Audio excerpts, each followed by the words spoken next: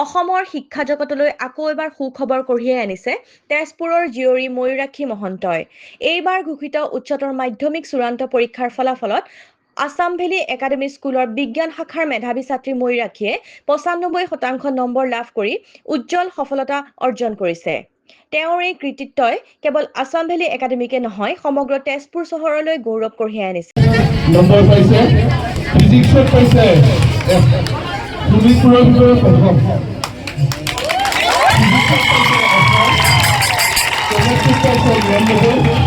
মেথছত পাইছে ৯৮ মানে ফিজিক্সত পাইছে 100 কেমেষ্ট্ৰিত 99 আৰু মেথছত 98 গতিকে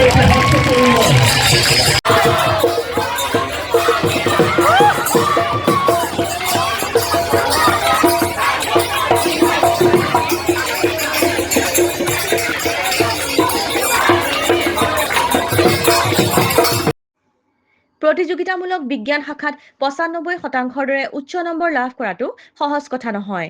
ইয়াৰ আঁৰত আছে ময়ূৰাক্ষীৰ বছৰজোৰা কঠোৰ অধ্যাৱসায়, একাগ্ৰতা আৰু নিষ্ঠা। Hello everyone, I am Mayurakshi Mohanto. I studied for 2 years in Assam Valley Academy. I secured 95% in my HS final examination science stream. I would like to thank all the teachers for their immense support and blessings. Their guidance really helped me a lot all through this journey. And at last, I would like to extend my heartfelt gratitude to all the teaching and the non-teaching staff who had been my guiding light through this journey. Thank you for this foundation. আজি ঘোষণা কৰা হাই secondary result 2026ত আমাৰ Assam valley academy senior secondary স্কুলৰ সকলো ছাত্ৰ ছাত্ৰী অতি উন্নত ফলাফল দেখুৱাবলৈ সক্ষম হৈছে।